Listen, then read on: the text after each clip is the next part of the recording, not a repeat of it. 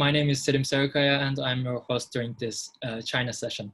So welcome to the China session in the virus on freedom of expression, China, Turkey and Russia seminar. In this session, we have 4 speakers, Melissa Chen, Jemimah Steinfeld, Megha Rajagopalan, and Evan Fowler. Do we have Melissa Chen here? Yes. So our first speaker, Melissa Chen, who is the managing director of the nonprofit organization, Ideas Beyond Borders. She is also the New York editor of Spectator USA, the American edition of the oldest English language magazine in publication. She is a human rights activist and a classical liberal who regularly talks on various podcasts, TV news, and at conferences. Melissa is a critic of the People's Republic of China's weak human rights record with free speech and foreign relations restrictions. She is also a critic of her native Singapore's similar restrictions on free speech. Her contribution to today's program is titled, "What are the differences between having the freedom of press crisis in China and in the USA? A view from the prism of the COVID-19 pandemic." If you're ready, the mic is yours, Melissa. I am. Thank you so much for having me, and thank you for putting this wonderful panel together. I have to say, Jeremy, that was a really, really good presentation. I will not be nearly as concise and neat and with any visual presentations. This is just going to be more of a discussion, and then I'm going to leave some time later for questions or something. Just to begin, let's look at what Reporters Without Borders says about both the United States and China. The United States currently in its 2020 ranking is at number 45. The reason mostly is because of Trump's hostility to the press. Something that we, just watching casually some press conferences could see when he denigrates the press as the enemy of the people. So there is public denigration, and it leads to this wide anti-press sentiment among his base especially. And beyond that, there has been some attempts at, especially when some media personnel have been covering recent protests, there have been some arrests made, especially of CNN journalists. There have been, they boot some press personnel out of the White House press briefings, for example. But by and large, when the journalists do get arrested in the United States, we do expect that there is due process because that exists in the United States. In contrast to the US, China is ranked 177th by Reporters Without Borders. And really that's only behind North Korea, Eritrea, and Turkmenistan. All of China's media, state media, and nowadays, even privately owned media, as you can see with what happened with Jimmy Lai and Apple Daily, is really controlled by the Communist Party. Unlike the United States, China has a complete iron grip on anything published or said, even on social media in the country. It expelled during the, sort of at the height of COVID in March, it expelled foreign journalists from the New York Times, Wall Street Journal, and I think the Washington Post as well. All of this was really in response to Trump ordering 5 China news organizations that were operating in the United States to reduce their staff. So this was a tit for tat kind of policy, but obviously, China had to react with a lot more, the proportionality wasn't there. Also, I think they were concerned with just having foreign press reporting on the ground. This was a very sensitive time, reporting about coronavirus in general. And so, China took the opportunity to expel their foreign press corps. And in terms of the spread of the disease, it's pretty easy to see how, we've always known that China censors. This is widely known for years now. The thing about what the pandemic did was bring into focus how this is actually deadly and how this can have global consequences. If we go back to what happened, sort of the events that led up to, COVID breaking out around the world, one of the major issues was censorship. Dr. Li Wenliang was, was the first whistleblower. And back in December, when he posted just a text message reporting that, he had seen 7 SARS-like cases coming out of a seafood market in Wuhan, screenshots of that were spread around, and this was in a private social media message. Screenshots were shared, and what ended up happening was that he was called in for questioning and charged with spreading rumors, and there was a local cover-up, at least by the Wuhan government. Obviously, human transmission too was denied, something that if you contrast China's reaction to Taiwan's reaction to this, you can see what a climate of no censorship and freedom of the press actually does. Taiwan was able to alert the WHO early. We're looking at early January, almost late December. Taiwan heard rumors about human transmission from its colleagues and reported that. But because China also managed to strong arm the world into sidelining Taiwan's participation in various, international organizations like the WHO, Taiwan's reports were actually dismissed. So it's pretty clear that had this come out a lot earlier, and instead of suppressing information, the local government had investigated instead, that the situation around the world might have been very different. There are some estimates. I think the University of Southampton had estimated that had the Chinese authorities reported accurately from the start, the global spread would have been reduced by 90%. There have been many also citizen journalists that have been impacted by China's censorship. So many have been, covering COVID. One example is Chen. He was detained and he has gone missing. Originally, he was flagged for covering the Hong Kong protests in 2019. His Weibo account that had more than 70,000 followers was deleted. His WeChat was deleted, and as we know now, WeChat, you can't really live in China without WeChat. It's this multi-platform that enables people to pay their bills, make doctor's appointment. It's just basic requirement for living, and having your WeChat account deleted is pretty much making life very problematic for you. When COVID broke out, Chen actually caught a train to Wuhan and immediately started filming. He posted videos of these overrun hospitals, funeral homes, and unsurprisingly, he was arrested along with several other citizen journalists like Fang Bin, Li Zhehua. We don't know where any of these people are. Some of them were held in what were called enforced quarantine. So you have, where the press is basically an official mouthpiece, citizen journalists are usually very, essential because they have to take the role of the press. But in China, they're also, because of the totalitarian control of things like social media, they're able to very quickly suppress citizen journalists. And also in terms of US versus China, one thing that cannot really be discussed in China are wider societal issues, right, that as a result of the pandemic. So if you look at reports about the impact of the lockdown on, say, mental health or domestic violence, in China, none of this stuff is allowed to be reported. Anything that leaks out tends to be something that was filmed on social media and somehow uploaded on a platform that China cannot control. So for example, when it got out that China was denying housing to Africans in Guangzhou, and certain businesses like McDonald's were doing the same, these issues came to light because it was posted outside of Chinese social media.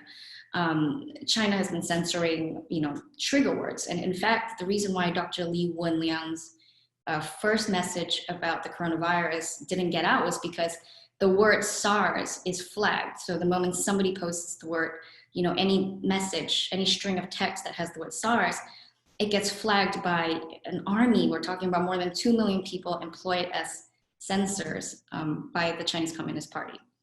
And the results of this is is that these discussions will not be able to take place.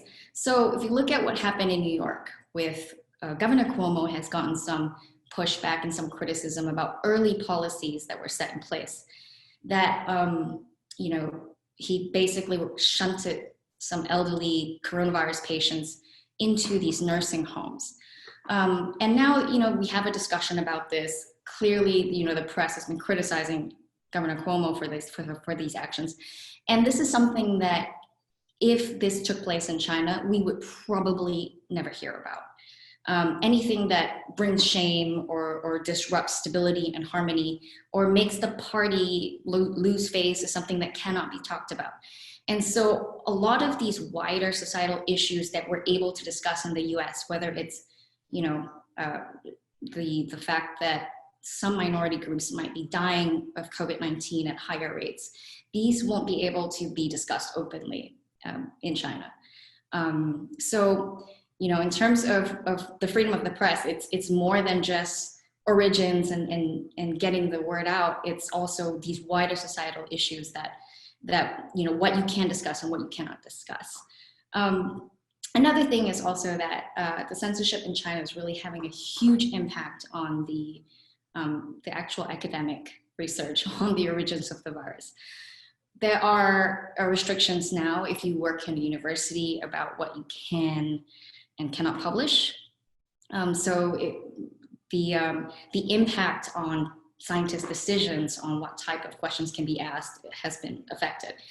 The Chinese authorities have also not allowed WHO, the experts from the WHO and other places to go into the hot zones, right? So there are competing hypotheses of how this virus originated. No one really knows. The official consensus at the beginning was that this came out of the Huanan seafood market in Wuhan. But there are cases that preceded this, the first few cases out of the market, and no longer is this consensus. There are other people questioning now, was this an accident from the lab? And questions like that cannot really be asked in China, let alone answered, because the Chinese authorities either suppress it by law or threatening to jail people, but also because they're not allowing experts in. So what would be really helpful for the scientific and public health community is to know how the virus started, because answers to how we can stop the virus might very well depend on them. And the fact that we can't even be that sure about China's numbers, reported numbers about cases, and then now we can't even be sure about research coming out of there because it's been suppressed, creates this environment where the truth is very uncertain. So, I'm just going to conclude and say that the US obviously has a very varied media landscape where, we have a completely free, so to speak, press that's able to operate and that's independent of the government, privately owned press. And we also do have citizen journalists. In fact, many of them have really stepped up. If you look at a lot of the media landscape now has in a way diversified, and we have citizen journalists, many of them who used to live in China, have started YouTube channels and are able to talk and discuss about certain issues that even sometimes the mainstream press won't. So if you compare the media landscapes, it's totally different. I mean, in China, you have basically the press as an extension of the state, and very repressive laws. Now, one of the issues with the Trump administration so far has just been this overall sentiment towards the press as the enemy of the people. And as the trust degrades, obviously people start to distrust official, like the mainstream media accounts. But we still have other kinds of media that step in to fill the role. Obviously that leads to certain, disinformation campaigns that can be run. But by and large, if the truth is going to come out somewhere, you're more likely to see it emerge in the United States. And as we, it's very important as we move forward to make sure that we don't create an environment here where certain narratives are not allowed, because in sort of like a pandemic situation, we need the flexibility to ask dangerous, sometimes, questions about certain policies, right? So right now in the US, one of the problems has been that reactions to whether or not to mask can almost predict what that person thinks of the Trump administration. So that's dangerous because we've essentially politicized science. But truth, I mean, for me, I'm most concerned about what is the likelihood of the real story kind of being able to bubble up into the public consciousness, and be talked about and be investigated. And while there are differences, there is absolutely no question that in China, press freedom is really causing a lot of problems, not just for their country, but for the rest of us, for the rest of the world as well. Thank you very much, Melissa. That was a very great speech as well. Our listeners will certainly have questions for you because you've made some very important points. By the way, for our audience, if you have questions, you can do one of these two things. Either write your questions to the chat box, and you say if you want to ask your question in person, or if you want me to read the question. Or another option is you can raise a hand from, I guess it's from the participants section. When you say participants, there are another function says raise hand. So if you push that button, that's gonna line you, that's gonna put you in line. And whoever raises hand first, we will be listed, that will be listed at the top of the line to ask questions. Okay, so our next speaker is Jemimah Steinfeld. Jemimah is a journalist who has worked and lived in China. She holds an MA in Chinese Studies from SOAS, University of London, and has worked for the Global Times in Beijing. She also writes freelance articles for CNN, Time Out, and Huffington Post on issues relating to China. She currently works at London's Asia House in charge of their literature program and is contributor editor for Index on Censorship magazine. Jemimah's presentation is titled, Why China's Surveillance State Should Scare Everyone and Not Only the Chinese. The screen and mic is yours, Jemimah. Great, thanks everyone for a really, really interesting talk so far. I'm actually currently the deputy editor of Index on Censorship magazine. I've been there for a few years. And for those who aren't familiar with Index on Censorship, we've been around for almost 50 years, and we chart censorship and free expression issues all around the world.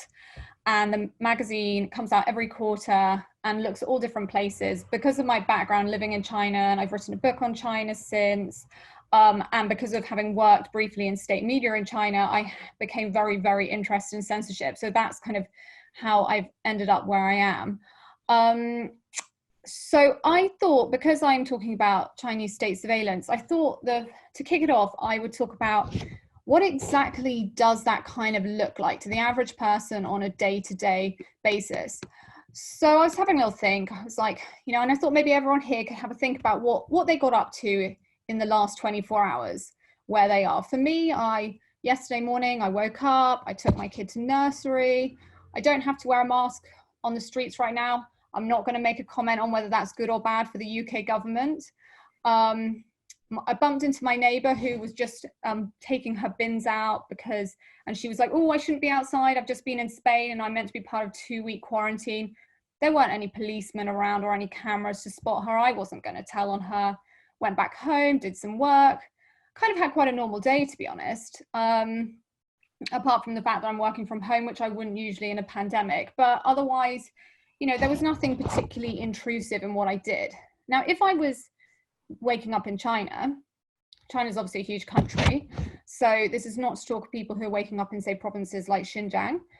Let's just say you're a kind of a 30-something person waking up in a second-tier city in the central east of China. So maybe the first thing you do when you wake up is you flick on your mobile phone and you start looking at the news and at your WeChat and your Weibo, and great, you know, there's all this great news. New hospitals have been built in record times. The cases of the virus are very, very low. The government's really got a grip on it. Employment is good. You might wonder how reliable it is, but you're not necessarily hearing anything too much to the contrary. Maybe you check social media. Maybe something does contradict that, but then you check again. Maybe that post has vanished. You get ready, you leave the house. That's if you can. Let's assume you haven't been away recently and come back. If you've been abroad, you're probably in 2 weeks quarantine. You've probably been told that you have to sign up to an app that's going to track it. It will do that in a traffic light system. Green means you can finally go out. Red, you definitely can't go out. But let's say you've not been abroad recently, so you leave your house. There might be a camera that takes note of the fact that you've left your house. Once on the street, you've got to wear a mask. If you're not wearing a mask, maybe a passerby will tell you off, or maybe a drone will, or a village loudspeaker. Then you go to the subway. It's highly likely you're probably going to have to declare your identity on a mobile phone app before getting on the train. At the other end, you might go to a shop. You should expect your temperature to be checked on entry. Assuming it's fine, you're all good to go in. If not, you better go home, and you better go home straight away, because if you do a detour, facial recognition cameras might log what you look like. And if you don't go home, you might be followed and told you better go home and questioned as to why you haven't gone straight home. It's approaching lunchtime now. Maybe you're a bit hungry. So you're going to go to a restaurant for lunch. You'll likely be asked to scan a QR code. Will this information be shared? It could be. Let's say in the afternoon you want to meet some friends. You're all chatting. It's China, it's the summer, it's boiling hot. So you just take off your masks for a little bit. What if this is caught on camera? Moments later, you might be surrounded by authorities telling you off in a bid to re-educate you. Finally, after a day out, you return home. Again, the cameras on your street will probably take note of this. You settle down for the night. Maybe you want to post about what you've seen.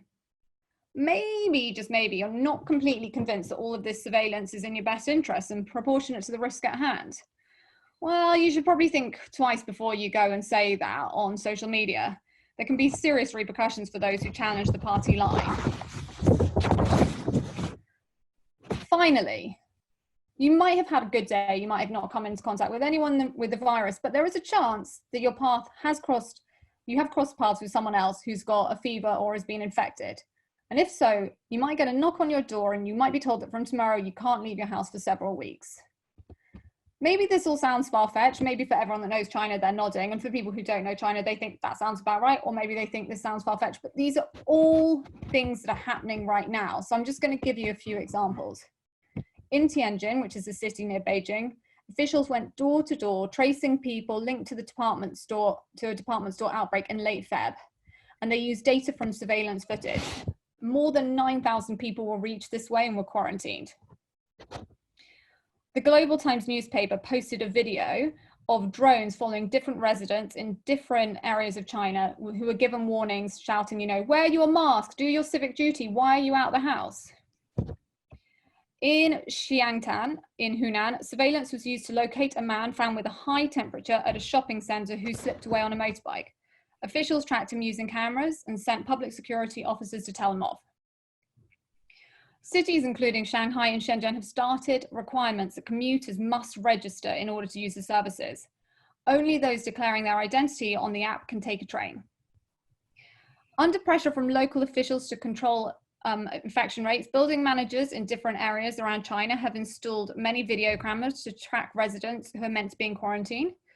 At one complex in Beijing, a magnetic sensor has been installed on residents' doors. And of course, this is on top of all the cameras that were already there. And we have been tracking at Index just how much this has risen in recent years.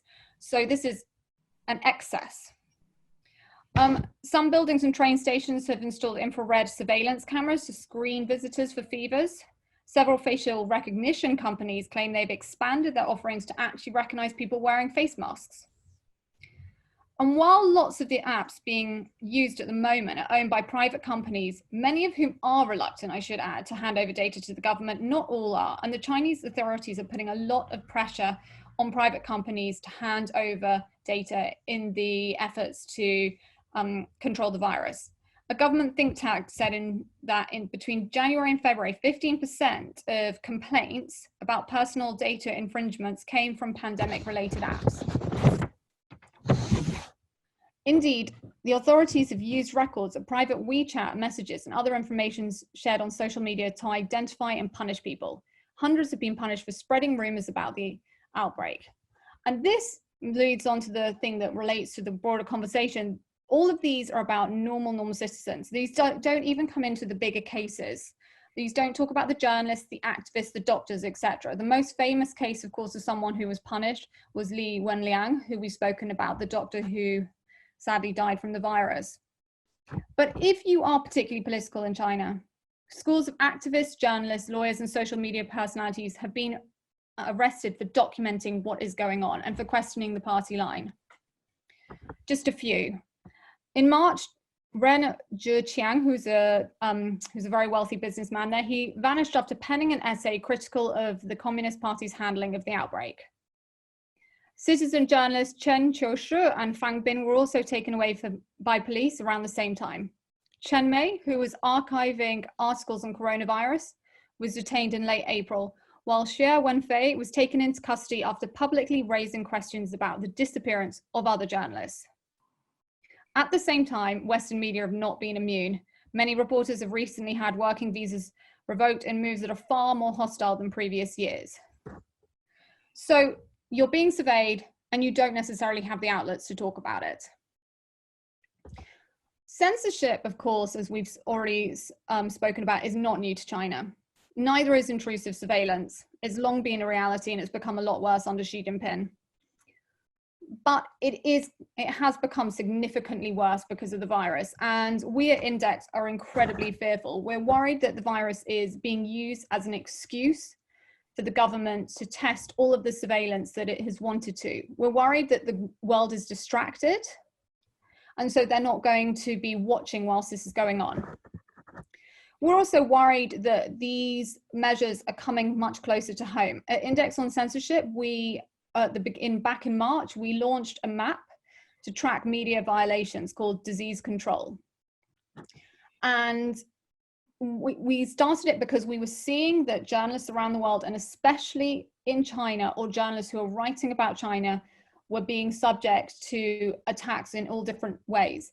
We predicted that it was going to become bad, but our predictions sadly were far off how bad it's become. About 6 months on now, and we've already tracked 240 incidences around the world of journalists being attacked.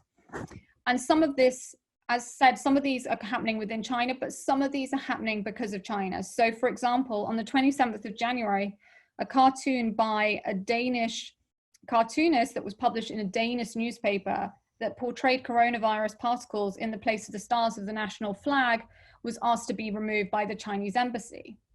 In this example, the Danish authorities said, no, we won't go abide by those rules. But how many requests until people start abiding by those rules? We know that self-censorship is increasingly going on. And so this is why we're fearful. We're fearful for the lives of the people within China, but we're also fearful for the precedent that the pandemic is setting.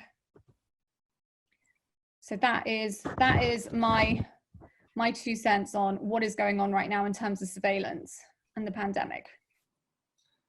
Thank you very much, Jemimah. That was very interesting speech, and it was very interesting remarks as well for regarding the life of a regular Chinese resident. Thank you so much again, and let's carry on with our presentation. So our third speaker is Megha Rajagopalan. Megha is an award-winning international correspondent for BuzzFeed News. She is based in London. She has been a staff correspondent for BuzzFeed News based in China and Thailand, as well as in Israel and the Palestinian territories. And before that, she was a political correspondent for Reuters in China. Rajagopalan was the first journalist to find and visit an internment camp for Uyghur Muslims in China's far west in the Xinjiang region. She is a recognized expert on the subject of mass surveillance in authoritarian contexts. The title of her presentation is Reporting on China. The ground is yours, Megha. Thanks so much for that introduction, and thank you all for being here. I've learned so much from the last two panelists. I just want to add a bit to try to contextualize some of the issues that we're now seeing around press freedom, in particular in China, and kind of how do we get to this point where things are about as bad as they've been, I think, in memory. So in China, we sort of think of the press in China as being really monolithic and sort of deeply controlled and deeply censored by the state. And the reality is, prior to the Xi Jinping era, there was a lot more kind of tolerance and diversity of thought in the media than there is today. So you can trace this kind of recent history of the press in China back to 1992. And it was that year that Deng Xiaoping, who was then the top leader of China, went on this kind of landmark tour of the south of China to provinces like Guangdong, which are known for their kind of like relative openness in the Chinese context. And it was during that tour that he coined a phrase. He called it Yulun Jiandu, which translates to supervision by the media. So it sounds like a really strange phrase, but what it has come to mean in practice is the notion that the government of China and major institutions in China, including business and courts, should be subject to a kind of oversight by the public. And the media is sort of the vehicle through which this oversight took place. So this does not mean that he was ushering in an era of press freedom. But having said that, if you think about the message behind supervision by public opinion, supervision by the media, it sounds remarkably like what we would think of as the fourth estate in the United States, or in other countries where you have a more robust freedom of the press, where the press plays a greater role with oversight. So what happened in the era after that 1992 speech was that media organizations in China and journalists, which includes both journalists that are working for state-sanctioned media and state mouthpieces, as well as journalists that were working for Chinese media that was relatively independent, privately owned, or even partially owned by the state. All of these different types of journalists found themselves being able to embark on a slightly greater purview of subjects. So they couldn't necessarily write about things like democratization, about human rights abuses in places like Tibet, about issues like Taiwanese independence, for instance. There were lots of subjects like that were off limits, but they were able to report on all kinds of other subjects, ranging from corruption by local officials, environmental degradation, even public health issues.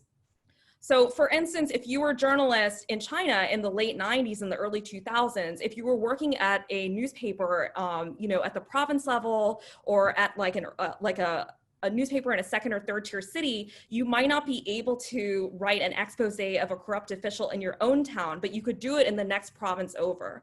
And because of the way censorship worked and the way that blowback worked for journalists, people could find methods like that would insulate them from major repercussions by the state. So this continued for a long time, and it produced a lot of really remarkable investigative work done by Chinese journalists about their country and their communities. There were groundbreaking investigations during this period about the rise of air pollution and pollution of waterways, of rising corruption in the criminal justice system, including about the death penalty, that has resulted even in reforms today where, the central government is going after, claims to be going after people who have been wrongfully incarcerated. So that period of kind of relative and tentative openness really hit a roadblock right around 2012, and that was the year that Xi Jinping came to power. So now that we have Xi Jinping as president for life, it's kind of hard to think back upon that time and think about, you know, what were we really thinking during that period about what his administration would be like. And I think prior to him coming to power, there were people on both sides. Because there was so little known about Chinese leaders and about Xi Jinping in particular, there were a lot of people that expected that this trajectory of openness, you know, in tandem with China's greater economic openness and economic interdependence on the rest of the world, including the United States, thought that Xi Jinping would bring about an era of political reforms, if not political change. And there were other people that, you know, thought that the opposite would happen. And as it turns out, the pessimists sort of had it right. And the first kind of harbinger that Xi Jinping would not necessarily be good for openness in China came in 2013 during the New Year holiday in China. And what happened that year was that there was a newspaper called Southern Weekly, which in China is one of the sort of best known publications catering to intellectuals all across the country, sort of known for, you know, both its thoughtful editorials as well as its, you know, its in-depth investigations of all kinds of subjects. So Southern Weekly had this tradition that every year they would publish, you know, an editorial on around the New Year, the Chinese New Year. And that year, they published an editorial. This was right after Xi Jinping had come to power just a few months before. And the editorial originally said that they were going to call for a revitalization of human rights in China and an intention to constitutionalism in China and the curtailment of the excessive use of government power. So these are all, you know, like to think about this happening in today's China is like, it's really unthinkable. And like what they did is quite remarkable, but they were not calling for, you know, an overthrow of the government. They were not directly criticizing the top leaders. They were not calling for democratization, for instance, right? They were just calling for an adherence to China's own constitution. So the writers and editors who had, you know, composed this editorial, they finished off the publication, they put the paper to bed, and then they went to sleep. And then the next morning when they woke up and they saw the paper, they realized that the local propaganda department had completely changed this piece. They had changed the headline and they had changed the entire body of the text, and they had completely sort of sanitized it. And in response to that, much of the staff of the newspaper, they went on, first of all, they went on strike for 4 days. And there was a sort of widespread, you know, social media kind of uproar about what had happened.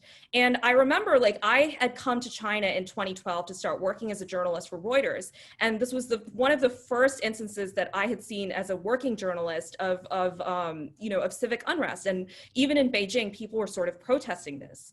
And what has happened in the years since has made this little incident that happened in 2013 all the more remarkable. And when we look back on this, it's an indication of what has been lost in China. Not just what has been lost because of the Communist Party coming to power in 1949, but what has even been lost, like in our memory, in the memory of the last 10 years. So essentially, during the time that Xi Jinping has been in office, which has been since 2012, we've seen a sort of gradual reduction in the space that journalists have to report and to do sort of original groundbreaking work on their country and their communities. And I think the kind of like this is a process that has happened very slowly and with lots of landmarks along the way, you know, some of which Jemimah and Melissa have already pointed out.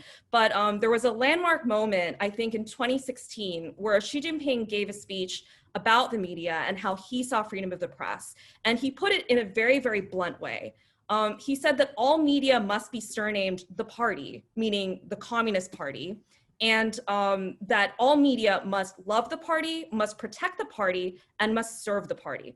So if you think about those three things, loving the party, protecting the party, and serving the party, this is a direct contrast with the aphorism coined by Deng Xiaoping that we've just talked about. Supervision by public opinion, supervision by the media versus love the party and serve the party, right? These are two completely different viewpoints on the role of the press.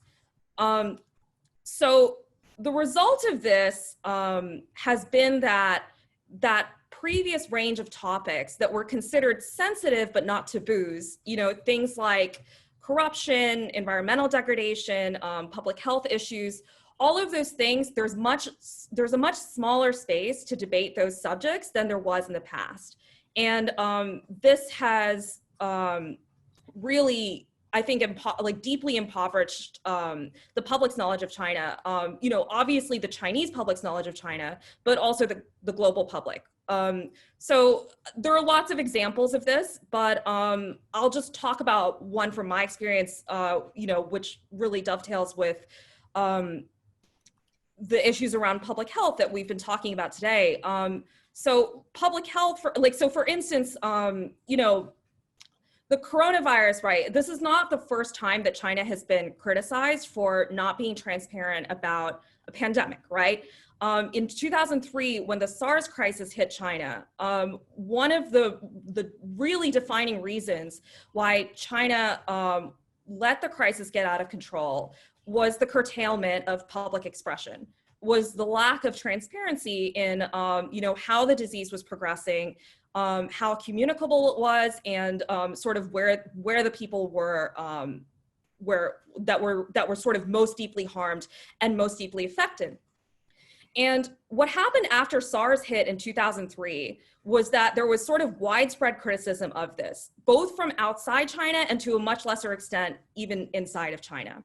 And what happened after that is that there was actually remarkably some learning from this, right? So like by the time I got to China in 2012, we were already several years after the SARS crisis.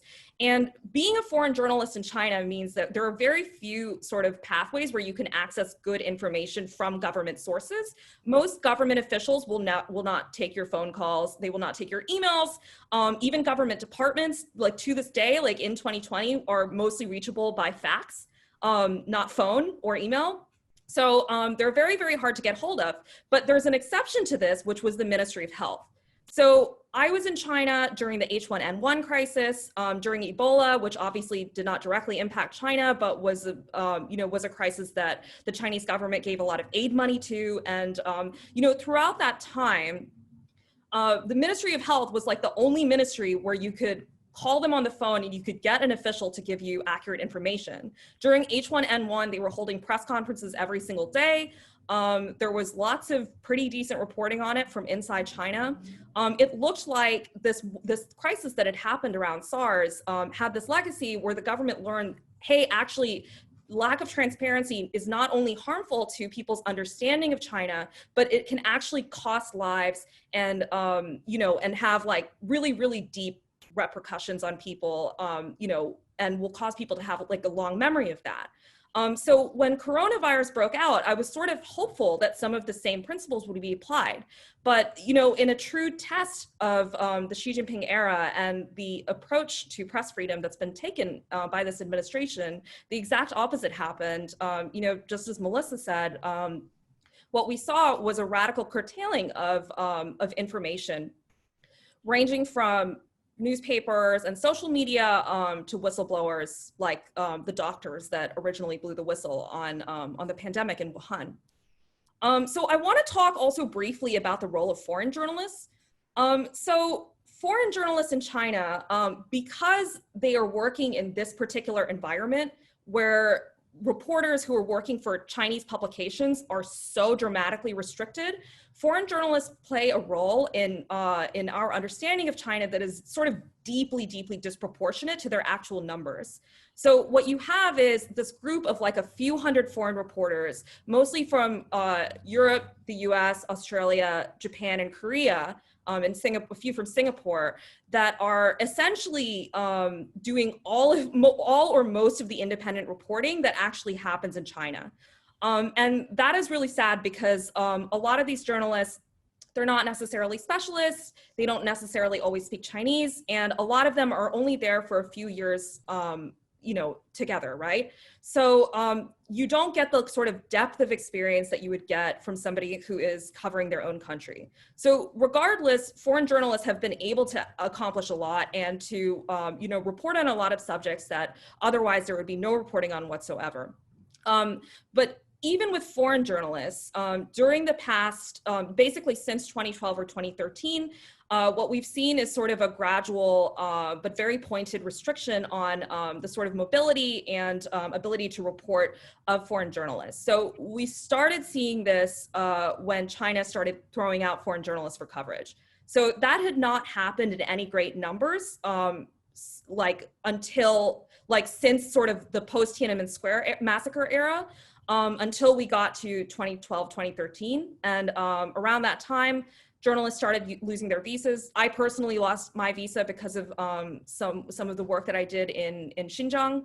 And as we know, this year, we've seen what is now considered sort of the peak of that. It may still get worse, which is the sort of mass expulsion of American reporters that worked for the New York Times, Wall Street Journal, and the Washington Post.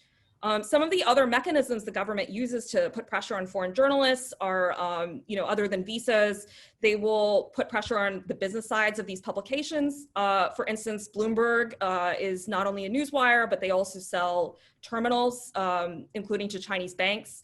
It's very easy for the government to tell a state-owned bank, like, don't buy these terminals anymore. That is a huge source of revenue to Bloomberg. Lots of other publications have business arrangement, so they have business sides that have business interests in China. So this is a very easy pressure point. The Economist has the Economist Intelligence Unit. Reuters has a terminal business there. Publications like the New York Times, the Wall Street Journal have Chinese language publications that are located in China. This is not to pick on any of them, but it is to say that this is a sort of clear avenue for pressure. Another thing that we've seen is obviously the blocking of websites. Online censorship can really hamper your business. If you care about having Chinese readers as a revenue source, that can be really important. And lastly, sort of the wide-scale intimidation of sources and of people who work for foreign news organizations but hold Chinese passports. This is a really serious thing because foreign news organizations really rely on Chinese nationals to do good work in China, sort of understandably, right? Like this is how it works pretty much everywhere in the world. But the problem is, like, Chinese nationals, not only are they Chinese themselves, they also have family in China. They have, they generally want to spend their careers in China, to grow their careers in China. And all of that becomes very, very difficult if they are getting called in by police and told off for their work on a regular basis, which unfortunately is what happens when they work on sensitive issues. It's to the point where it's difficult to give Chinese nationals bylines, even on their own work, which is really unfair because it deprives people of credit. But it's a system that is sort of deliberately set up to disincentivize Chinese nationals from working with the independent press. So I guess just to close up, I just wanted to give a bit of an example to show how this works in practice. I'll talk a bit about Xinjiang because that is sort of where a lot of my work has been. So as probably everybody here knows, Xinjiang is a region of China that is in the far west. It is home to some 12 million Muslim minorities, most of whom are Uyghur minorities, but also includes Kazakhs, Kyrgyz, Hui Muslims, and others. And the other half of the population in the region are Han Chinese, belonging to the dominant ethnic group in China.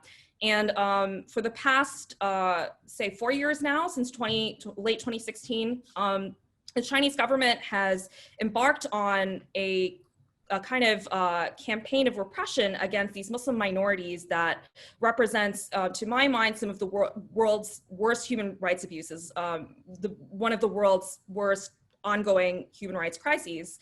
And what this looks like in practice are mass internment camps all across the region, some of them capable of housing like tens of thousands of people. That Muslim minorities are being funneled into, and an atmosphere of really, really draconian surveillance. The surveillance measures that Jemimah described are only like as she said, like these are only a shadow of what minority groups in China have to deal with, as repressive as they are to just about everybody. So Xinjiang, for instance, is considered a taboo subject, right, for Chinese journalists particularly those who are writing for state media. So Chinese journalists, when they visit Xinjiang, generally speaking, it will be on a state tour. What they write will be heavily constrained. So on top of that, you have foreign reporters, right? So foreign reporters, when you actually visit the region, you can visit it openly. You can just book a flight and go there. But once you get off the flight, what happens is you'll either be met by police officers at the airport, or if you're not, you'll hit a checkpoint or check into a hotel, at which point you'll have to give your passport. Your passport has a journalist visa in it. And that means that you will likely be met again by police officers. You may be detained. There are reporters who have been detained overnight, who have been deprived of sleep. And if you're not detained, you may just be followed. So the purpose of a police officer following you as you move around Xinjiang and try to visit concentration camps, as you try to talk to people, is not, in my opinion, it's not chiefly to intimidate you, the foreign journalist, but is to intimidate anybody who would cooperate with you. So if you're going to try to speak to a shopkeeper to see what they have experienced, there is no way that they're going to talk to you in an environment where somebody may be eavesdropping on this conversation, or may simply just be aware that this person cooperated with a journalist. And we have seen this over and over and over again in Xinjiang. I remember in the early months of the crackdown, before we really knew how bad it had become, there was a pair of journalists who had gone from one of the wire services, and they had worked with a local driver to drive across the countryside. And on the last day of their trip, the driver said that he was going to be sent for re-education. So if you think about that, this is sort of the lowest level of cooperation that you can have. This is not someone who's going to be quoted in a story. He's simply somebody who was driving around journalists. So in this environment, it becomes very, very difficult to get information out. And what we've seen in Xinjiang is sort of like a flow of information about the region that has just gotten worse and worse and worse, from surveillance to mass internment. Now we're seeing reports about sterilization of women, about forced abortions, about forced labor in factories, including in other parts of China. And what happens is all of these bits of information, they appear on a lag because they're coming from people who have already managed to leave the country, which represents a tiny, tiny minority of people. So if you compare this to other human rights crises around the world, right, to things like the conflict in Syria, the Rohingya genocide, in almost all of these other situations, what you have is not only international media, but you have people that have been directly impacted by the crisis or are living in the region, able to get their perspective out through social media, through photos and videos and text. You have these people writing also for international publications. And, particularly in places like Syria, cell phone footage has played such a huge role in the global understanding of the crisis and of human rights atrocities in the region, even when access to independent investigators has been really, really bad. And in Xinjiang, you just don't have any of that. This is an environment where people are being sent to internment camps for sending a private message on WhatsApp. So let alone sending a public message on Weibo or using a VPN to get on Twitter. So what you have is, this is a story that has now been, whatever we know about this crisis has mostly been uncovered by, a handful of outsiders, people like human rights researchers, academics, journalists, and government officials. And the result of that has been, again, that our knowledge of this crisis, which again is not only one of the world's worst human rights crises, but is being perpetrated by an incredibly powerful country, the world's second largest economy, and one of the world's great military powers. Our knowledge of what's happening there has been deeply impoverished. We're only able to see a kind of fraction of what is really going on. And to my mind, for those of us who care about human rights, this is the chief reason that we should care about freedom of expression in China, because this is a situation where the lack of transparency is not only impacting people in China who deserve to know more about their country, but is also impacting all of us when we think about how do we engage with China in this, this current world order, like how do we deal with China in diplomatic context and in economic context in terms of trade. So I'll leave it there. I'm very happy to take your questions. Thank you so much, Megha. That was a very brilliant speech as well. Now we are running a bit short in time. I would like to invite our last speaker, Evan Fowler. Evan is an independent writer and researcher focusing on Hong Kong and China. He is co-founder and director of Hong Kong Free Press and the director of Stan News. He was also the China representative for the Kennedy Center for Human Rights. Mr. Fowler's areas of interest are contemporary Chinese identity and social politics, Asian nationalism, and national narratives. The title of his speech is A Steady Erosion, Then Precipitous Decline, Personal Insights into How Press Freedom Has Been Undermined in Hong Kong. Evan, stage is yours. Well, thank you very much for that. I should probably begin by clarifying, as you can imagine after the national security law, that particular introduction is not necessarily too accurate. So I have resigned from all directorships in Hong Kong, and I speak very much purely as a private individual, as indeed I think I have been doing in the past few years. And it's also worth pointing out that I am now based in the UK. So I left Hong Kong, which is the city I was born to, the city where several generations of my family had called home. And I'm very proud to consider myself a Hongkongian as well. So, you know, to me, I look at Hong Kong not as a journalist, but very much as a citizen and as someone who really loves that city and loves its people and everything I think it stands for. So my talk, I'll try and keep it as sort of brief as possible. I'm aware that it's a topic where, you know, should time permit, you could go down many different avenues and explore in more detail. But I would like to basically split my talk into sort of three separate parts. So the first part would be, you know, really looking at the long view here and you know, understanding press freedom, you know, its role in Hong Kong, and I think sort of understanding where perhaps some of the seed challenge, well, some of the challenges were first seeded in relation to threats to press freedom. The second part is really sort of looking at Hong Kong, what I would describe as you know, sort of the slow sort of steady build up of first challenges and then actual erosion of press freedom in Hong Kong, and that I like to look at it really sort of from 2003 onwards, right up to 2014,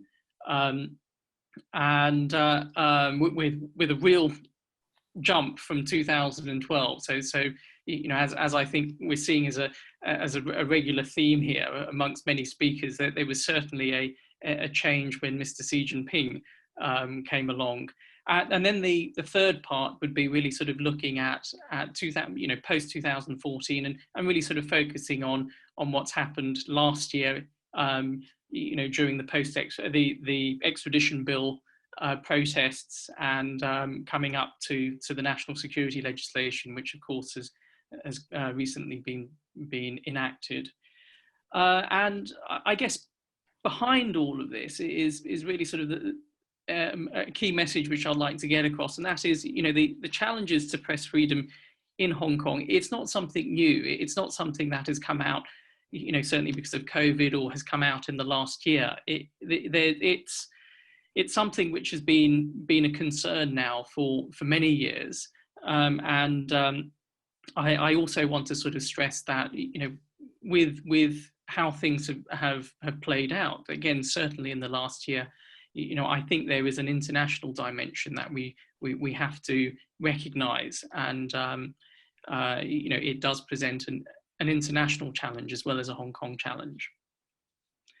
So I guess the first section, which is probably the shorter section, I mean, press freedom really is quite core to Hong Kong, and I think it's something which has distinguished Hong Kong from mainland China. Even when you go back to colonial days, I mean, there's a wonderful sort of description of Hong Kong as, in some ways, being a mistress that has been sort of freed.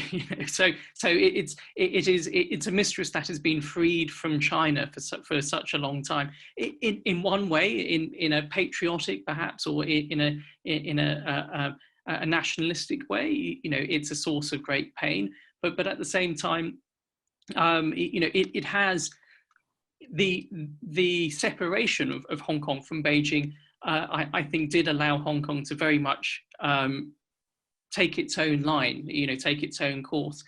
And I think it's also important to stress that press freedom played a very important part in the development of Hong Kong, because of course, during the colonial era, Hong Kong has never had a representative political system. That there were reforms that were put in, I think, most advanced by the last governor, Chris Patten, in 93 and 94. But, there's always been a political representative deficit. So the press played a very important role in providing the people of Hong Kong an avenue to connect with the government, to connect with those who had power. It was an important way of allowing people to have some form of expression. And that is especially important when the political system doesn't offer that. I also think, press freedom was instrumental in sort of underpinning the type of society that evolved in Hong Kong. That was both immigrant, but it was also very multicultural. And when I use the word multicultural, it's not just to sort of say you had people from many parts of the world that came to Hong Kong, but critically you had people who came from many parts of China. One story I love to tell is that when I was still in Hong Kong, I used to get invited to schools there to talk about sort of identity and cultural issues. And I used to ask a question. I used to go to the international schools and I used to say, in what way is Hong Kong very diverse and multicultural? And they would say, oh, well, we've got students here from all over the world, from Australia, from Canada, from the UK, or and when I would go to local schools and I'd ask the same question, in Cantonese, they would turn around and they would say, well, of course, Hong Kong is so multicultural and diverse. We have people from all parts of China, and who relate to China in many different ways and who identify as being Chinese in many different ways. It's certainly not sort of, this monolithic culture at all. And I think in many ways, Hong Kong was able to kind of preserve that diversity that once existed in China. And that in coming back to sort of freedom of expression and freedom of the press, that was sort of underpinned by a respect and an understanding for those core values. And of course, after the handover, I think the recognition that freedom of press and publication and association, which interestingly was all put together under sort of freedom of speech and expression, it was codified in Hong Kong's basic law, Hong Kong's mini constitution. So, legally there are protections there. I mean, Article 27 of the basic law, got it here. My memory isn't quite as good as it perhaps once was, but to quote it, it says Hong Kong residents shall have the freedom of speech, of the press and of publication, freedom of association, of assembly, of procession and of demonstration. Interestingly enough, Article 27, as you can imagine, is looked at quite often these days in relation to some of the developments now. But the importance of that was, at least the perceived importance continued even in the national security law that just passed. I mean, Article 4, right at the very beginning, that does state that, it reconfirms supposedly that guarantee. And I also think it's important to understand in Hong Kong that, it's not about just making a judgment on how the situation is like in Hong Kong at the moment. We have to understand that Hong Kong really was an example for Asia. So I think you often hear people who sort of say, well, look at the situation in Singapore, look at the situation in other parts of Asia. It really doesn't flow. It really doesn't carry, because Hong Kong was unique, and it was different because it wasn't Singapore.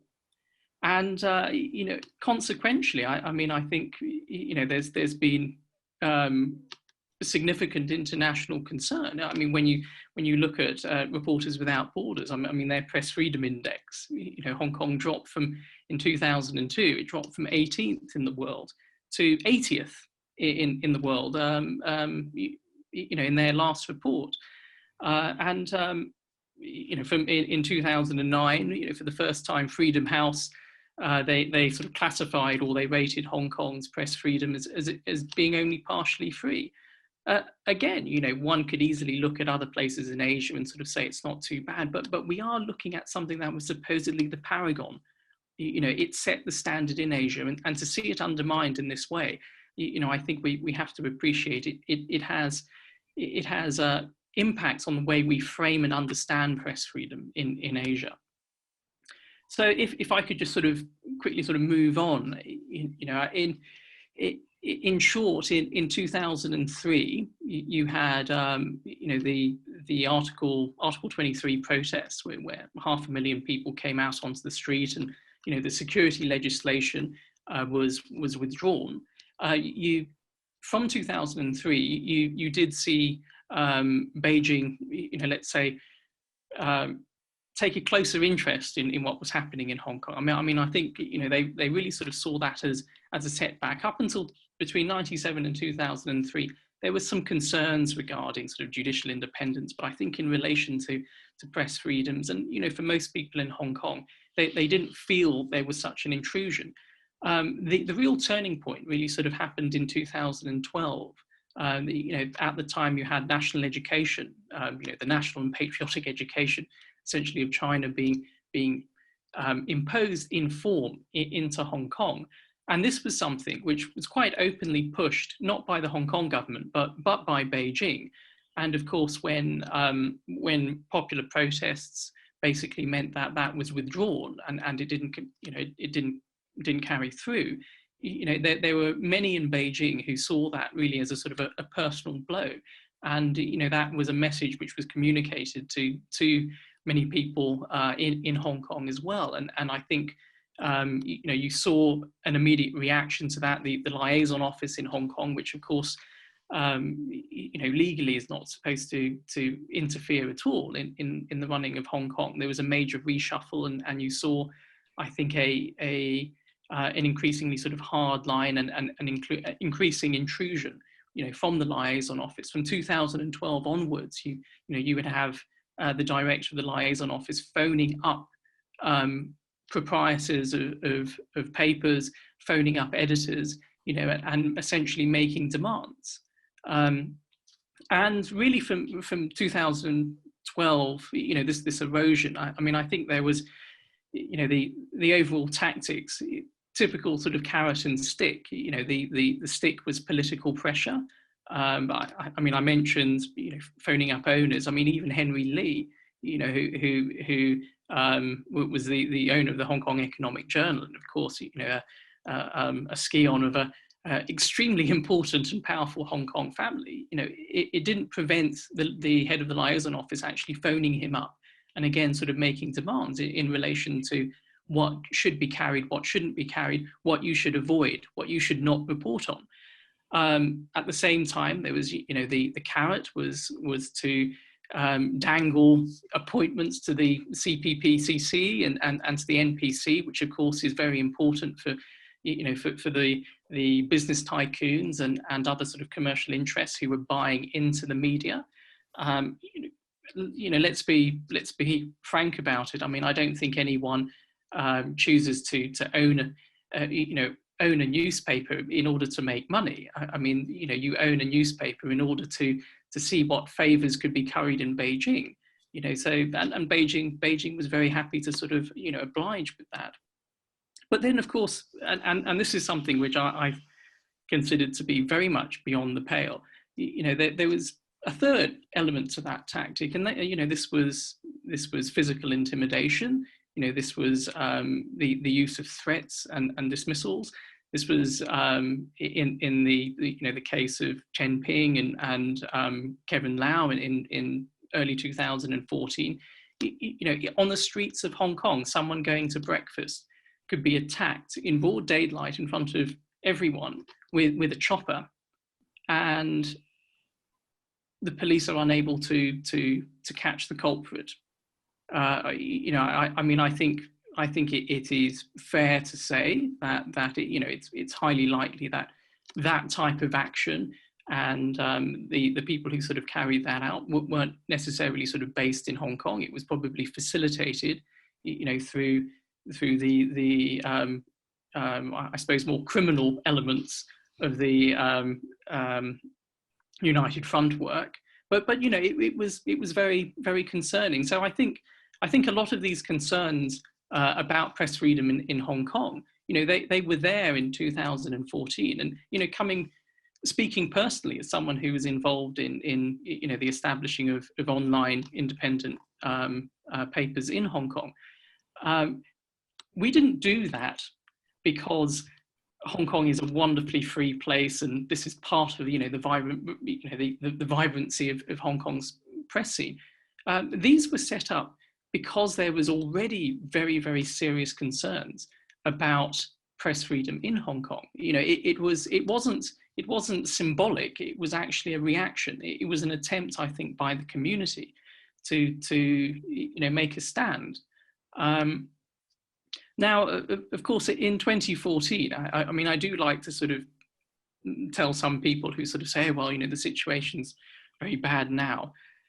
Just think where Hong Kong was in 2014, when you could have, you know, in the beginning of 2014, there had been 12 physical attacks that had been committed on journalists in Hong Kong. 2 of those attacks dated back to colonial times, but it was interesting that 10 of the 12, so the other 10 attacks, all occurred within 2 years of 2014, between 2012 and 2014. Of course, there were commercial threats that were already taking place. Ads were being withdrawn from leading newspapers. All of these were newspapers that were the remnants of the papers in Hong Kong that were still relatively independent to be critical of Beijing. Licensing was being used. So you know, official means. I mean, we know now that, of course, foreign journalists are having problems with having visas renewed. So the visas in Hong Kong are being used as a means to apply pressure. But even back in 2014, you had licensing issues where you know, the licensing was swung to basically silence certain commentators and columnists. Probably the most famous was Li Weiling at Commercial Radio, you know, who was essentially pushed from a very popular show, again, you know, by threatening action over licensing. And in 2014, I also found it interesting that, you know, both the former Secretary of Justice, you know, and the former Chief Justice, Andrew Lee, you know, felt back then that what was happening in Hong Kong was such a concern that both of them would make public statements in relation to the need, you know, for the general public to be particularly vigilant about developments in Hong Kong, and, you know, to protect press freedoms. So I think really what I'm sort of trying to get here is that, you know, I could go on. I mean, at the time, you know, there was Shirley Yam at the Hong Kong Journalists Association had done an investigation, you know, looking at self-censorship. One little story she says, which I think, you know, sums it up really quite well, is, you know, she referred to, again, this is back in 2014, how press freedom, the idea of press freedom was increasingly being politicized. It was becoming a taboo. You know, when she mentioned when she was being interviewed, you know, by a local journalist, you know, she said, well, you know, we do a lot to promote education about press freedom. You know, that was framed as brainwashing. You know, that was framed as something which was bad. So you know, rather than seeing it as core to Hong Kong and something that legally should be protected, it was increasingly not a legal issue, but it was increasingly a political issue and being viewed politically. You know, if I'm aware of time here, you know, if I look sort of now, you know, in the last sort of year, and this is, I think, what worries me at the moment, I see a further escalation. You know, it's not just about, you know, trying to put pressure on the press in Hong Kong. You know, I think after the protests last year, you know, there's been a very clear sort of campaign of disinformation to actually undermine trust in Hong Kong in the press itself. So the press has, you know, rather than being sort of muzzled, the press now is the target. You know, it's and I, you know, if I was to sort of go through this, you know, you have, I suppose, overtly, you've got the police actions, you know, against the press. So you have, you know, Reporters Without Borders. I think they referred to it as sort of a very consistent and constant trend of harassment and physical threat against journalists in Hong Kong. You know, with the use of kettling by the police and interestingly enough, you know, doxing, where the information is believed to have been released from police sources, and you know, even the former chief executive CY Leung can actually publicly run a campaign to encourage people to dox not only protesters but also journalists, knowing full well that journalists are being attacked in public. Interestingly enough, the police have also come out and, you know, declared journalists as being fake, as a reason to exclude journalists from certain you know, sort of presses and you know, whilst the police have constantly run this line, you know, and have also made claims of journalists having attacked policemen and of the use of counterfeit, you know, sort of press credentials. It's interesting to see that due to a lack of evidence, and as we know in the process, there's an awful lot of information that's being collected, you know, by the police and also by other journalists as to what's happening. You know, the police have not filed a single case. You know, so there are these allegations being made, but there just simply isn't the you know, the evidence to be able to take these allegations further. Yet the police are consistently pushing, you know, this allegation that in some ways Hong Kong journalists, and now even, you know, with the arrest of Jimmy Lai, of course, they even sort of said RTHK journalists and AFP and Reuters journalists, you know, are unfriendly. They're biased, and, you know, implying that they're in some way sort of unprofessional. And then, of course, you know, you've also got the covert criticism of journalism. You know, we have seen a disinformation campaign, you know, that has been run out of, unfortunately, a certain state, and you know, the campaign has not only been sort of smearing the protests themselves, but it's also been targeting, you know, the journalists and the way the protests are being reported. And you know, Twitter last August, you know, had already removed almost 1,000 accounts, which was only a fraction of what they believed, you know, were actually operating. I mean, the estimates go up to about 200,000. A month later, they then had to remove, you know, another 10,000 accounts. You know, you've got zombie accounts that are being set up on social media. So either sort of hacked accounts or accounts that are specifically set up by the state. Yeah, so sorry, in September, you know, Twitter actually removed 5,000 accounts, which they believe were directly state controlled, and 200,000 related accounts, many of those, you know, potentially being zombie accounts. And you know, there's the, how to put it, the disinformation unfortunately, it is working. I mean, you see Hong Kong now, and you see the results of the protests. Hong Kong has become very divided.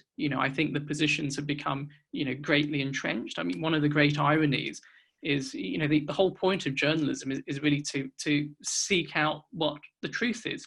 We perfectly accept that there are different perspectives on the truth, but you need to sort of seek that truth. And you need to have that truth in the middle to be able to come to some sort of compromise, to have any form of meaningful engagement. And I think what you've certainly seen in Hong Kong in the last year is a move away from an attempt to control the press to now to demonize it.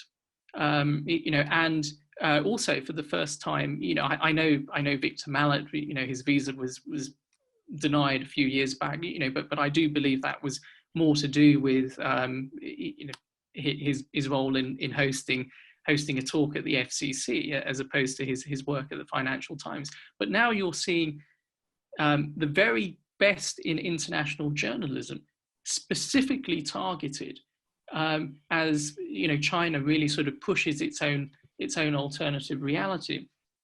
What I found quite interesting being in the UK, it has been not only to look at what's been done in Hong Kong and being done by researchers sort of globally looking at China, but also sort of tying that up into work that's been done on Russian disinformation and also in relation to COVID.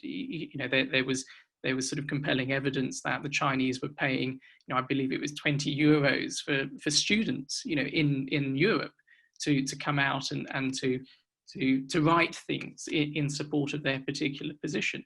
And I do feel in regards to what's happened with COVID, a lot of the networks that in both in breadth and also in depth within different societies, they're not new. It's not as though they've just sprung up post-COVID as a way to influence, global opinion. They've been there for some time. They've been there, we know with many of these accounts, they've been dormant for 2 or more years. Originally, I think, there was a feeling that China's interest was really defensive in the sense of it meant it wanted to use its influence to kind of push a positive image of China, but that's changed now, and I think Hong Kong has been in some ways a testbed for that. Yeah, that's very true and interesting points to make on Hong Kong as well. Thank you very much, Evan. Now we listened all of our speakers, and the time is already 3:47 with British time. This leaves us a little bit time for the Q&A session, and all of you made very good remarks, and I guess there is going to be very strong questions. As I already told, you can ask questions either by raising hand, please not on camera, or you can simply write your question at the chat box. So please write your questions. Yes, we're listening to you, Ramsay. Hello, everybody. Yes, just one quick question, please. Perhaps addressed to Melissa, but anyone can answer. So when I talk to Chinese people in the US about, sorry, my camera's not available.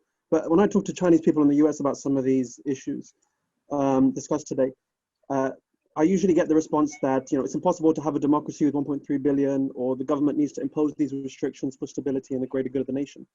So it seems even ordinary people who have emigrated to the States share the party line, and I imagine support in the country is even stronger.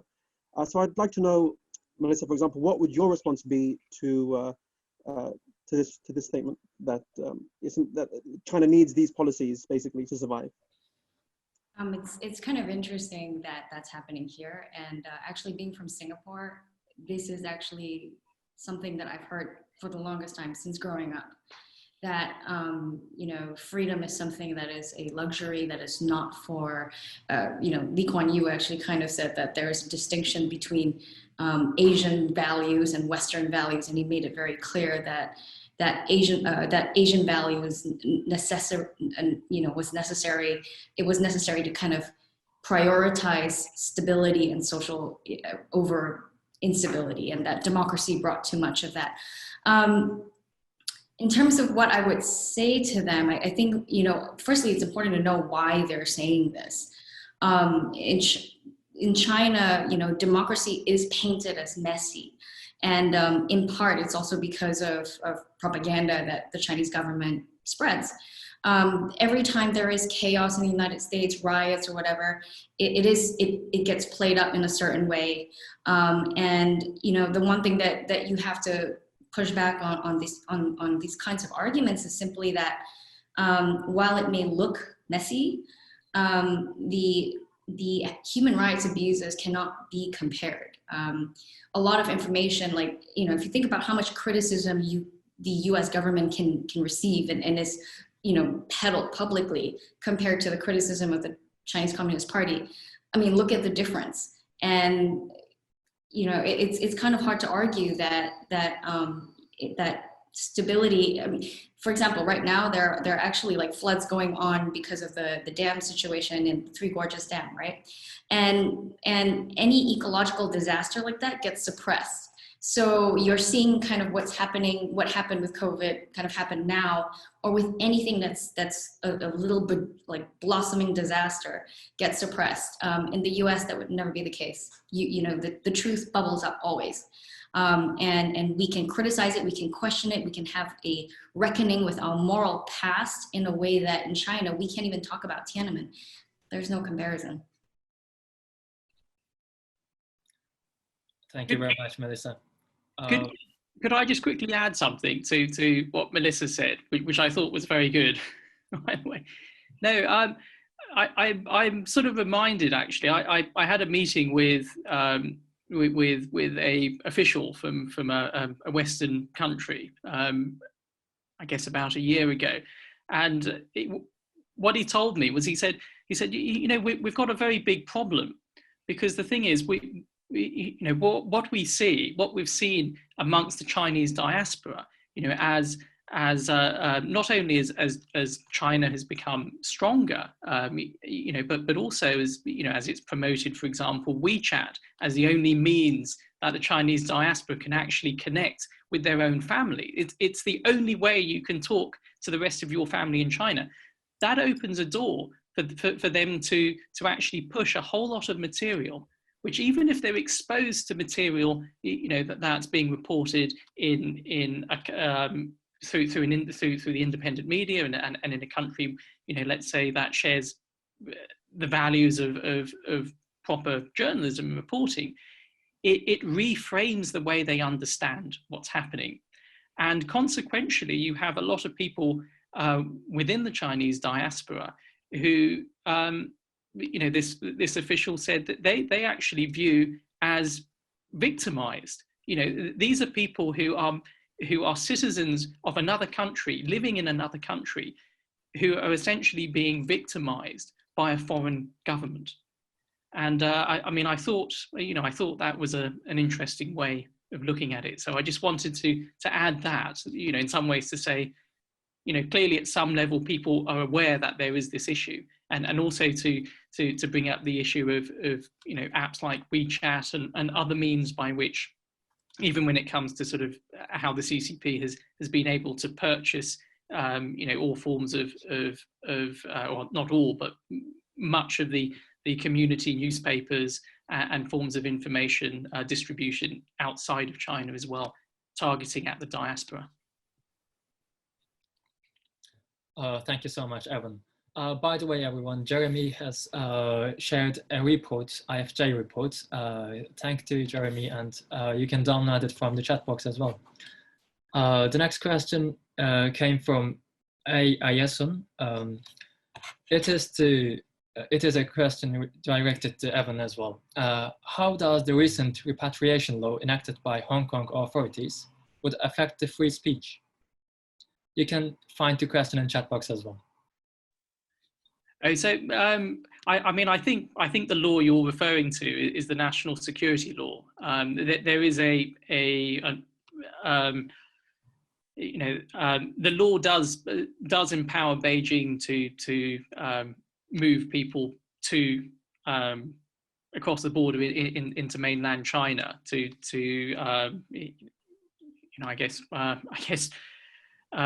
be heard there. So there is a way of sort of avoiding the Hong Kong courts, but it's a national security legislation, and how that's affected free speech in Hong Kong. I began by actually saying that I'm no longer a director of anything in Hong Kong.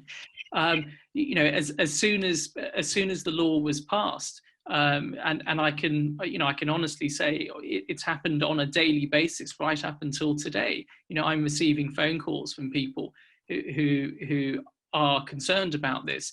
I hear from in Hong Kong. I hear from journalists and foreign correspondents who are telling me that they're having difficulty, interviewing people in Hong Kong. People are suddenly afraid of speaking. They're afraid of where the lines are. And I think the way to sort of understand it is the law is whilst it's being applied to Hong Kong, it's very much a Chinese law.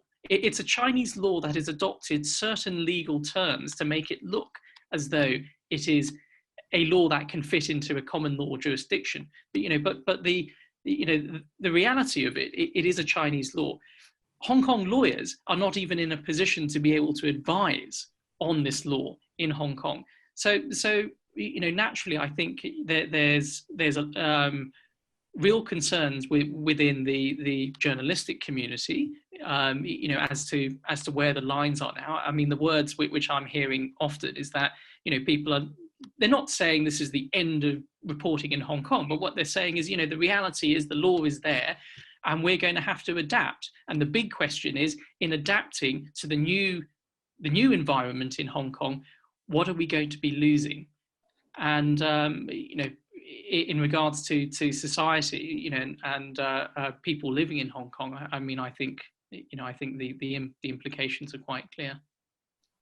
Thank you so much. We have a question to all of our speakers from Mirai.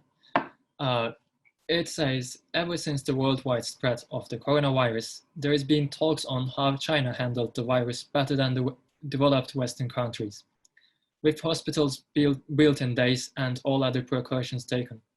How is this reflected in the Chinese media and also for the Chinese Communist Party? Is this success something they use for their political gains? Very good question indeed.